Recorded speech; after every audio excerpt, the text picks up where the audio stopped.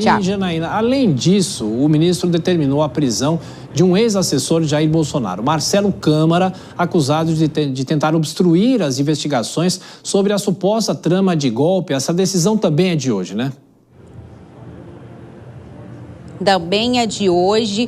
Inclusive, Tiago, eu estou aqui nos fundos do prédio da sede da Polícia Federal, onde Marcelo Câmara acabou de passar, viu? Ele ficou durante 10, 15 minutos aqui, 3 carros chegaram aqui, entraram com Marcelo Câmara, inclusive dentro dos carros ali tinha alguns oficiais, alguns integrantes do Exército, deu para ver ali pela janela ali dos carros, em uma das janelas, inclusive, tinha até um pano preto ali para esconder, para tentar, né, que a imprensa não filmasse quem estava dentro do carro, mas era Marcelo Câmara e ele ficou por 10 minutos, saiu daqui agora há pouco e deve ser ali encaminhado para o batalhão do Exército, onde ele vai ficar preso, né? Ele foi preso preventivamente por ordem do ministro Alexandre de Moraes, por tentar atrapalhar as investigações ali da tentativa de golpe. Isso tudo por conta daquelas mensagens, Tiago, que veio a público entre Mauro Cid e o advogado de Marcelo Câmara,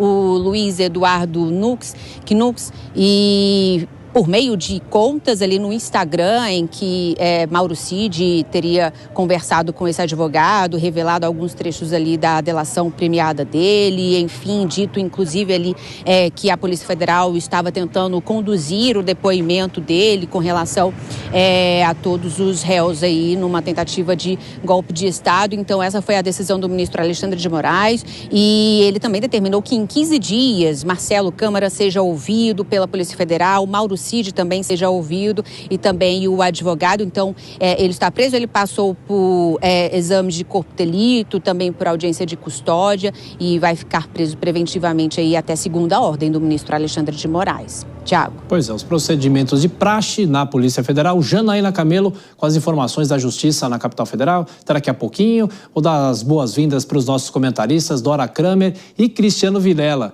Ô Dora, eu vou chamar o Vilela primeiro para ouvir o lado jurídico dessa questão da BIM paralela. Daqui a pouco a gente fala sobre os desdobramentos políticos disso. Tudo bem, Vilela? Bem-vindo mais uma vez ao Jornal Jovem Pan. E hoje temos as informações. Temos o conteúdo. Ontem a Polícia Federal, a partir desse momento, houve a decretação, pelo menos viraram, os integrantes foram investigados, passaram a ser investigados, indiciados, né, como diz no jargão da justiça. E agora, com essas informações, o que isso pode ter de repercussão no entorno do ex-presidente Jair Bolsonaro e o que a justiça faz a partir de agora? Bom trabalho, Vilela. Pois é, Tiago, uma ótima noite a você, a Dora, a todos que acompanham o Jornal Jovem Pan. Agora, com esse indiciamento, então, chegamos ao final do relatório de investigação por parte da Polícia Federal diante desse caso. É a partir desse relatório que o Ministério Público poderá, eventualmente, apresentar uma ação com relação a essas pessoas ou não, ou eventualmente entender que esse relatório, apesar de ter a sua conclusão, de ter os seus elementos, mas que ele não tem elemento suficiente para que seja apresentada uma denúncia formal perante a Justiça.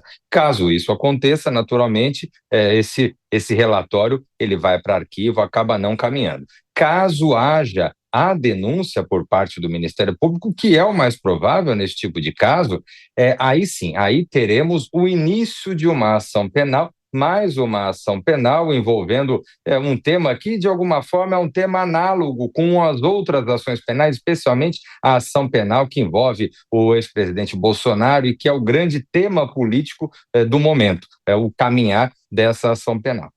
Para você, Dora, quais conteúdos que esse documento traz agora revelados, né, com o fim do sigilo e muitas informações, muita gente imaginava, pelo menos a imprensa dava algum tipo de destaque, mas agora essas informações estão disponíveis para o público e saber politicamente quais são os efeitos também, não é, Dora? Boa noite para você.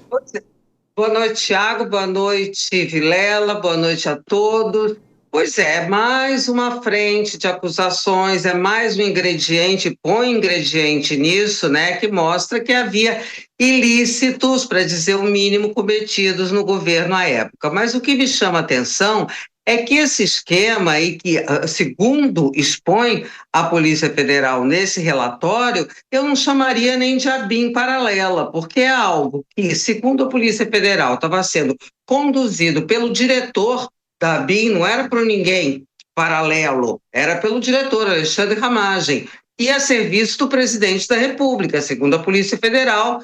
Isso beneficiava o Jair Bolsonaro. Então, acho difícil a gente poder chamar isso de um esquema paralelo. Não, a ilicitude era o esquema oficial, o funcionamento da ABIN era serviço de interesses particulares de um determinado campo político. É isso que está exposto no relatório da Polícia Federal, né? E eu acho que dificilmente a PGR, a Procuradoria-Geral da República, vai deixar de fazer a denúncia, se é que não vai juntar esse indiciamento, esse relatório ao processo do golpe, vamos chamar assim, o processo mãe, esse que está em andamento, no qual a gente vê aí pela prisão do Marcelo Câmara, convocação de novo para se explicar o advogado Mauro Cid, com a sua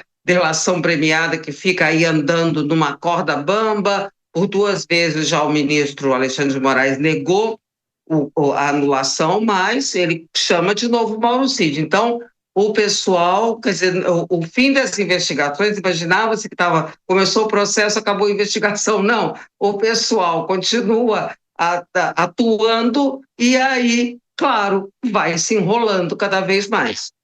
Ô Vilela, você concorda com a Dora? Tudo pode virar uma investigação só ou um julgamento só a partir desse momento, juntando as duas coisas? E eu também queria que você falasse, porque o ex-presidente Jair Bolsonaro não é indiciado nesse caso. E até ontem o Kobayashi estava aqui, ele explicou pra gente, mas acho que é importante dizer por que nesse caso ele não é indiciado. Pois é, Thiago, juntar tudo num só acaba não sendo viável, até porque o processo mãe, vamos assim dizer, é um processo que já está avançado, já praticou uma série de atos. A defesa, ela tem que ser feita dentro de um rol de acusação já pré-definido. Se tivesse outros elementos, nada do que já foi apresentado teria validade. Então, são processos que vão existir um a um. A gente vai continuar tendo vários processos. Agora, são processos que naturalmente têm ligações entre si. São investigações que eventualmente podem ter troca de provas, e tanto esses processos têm ligações entre si, como que nós temos o fato de que o ex-presidente Bolsonaro não foi indiciado nesse processo, justamente porque naquele processo mãe, as suas condutas já abarcariam as condutas realizadas agora. Então, no sentido de que não haja o bis in idem, ou seja, de que a pessoa não seja processada mais de uma vez pela mesma prática, é que nesse contexto ele não é indiciado, mas o nome dele consta sim do relatório final da Polícia Federal.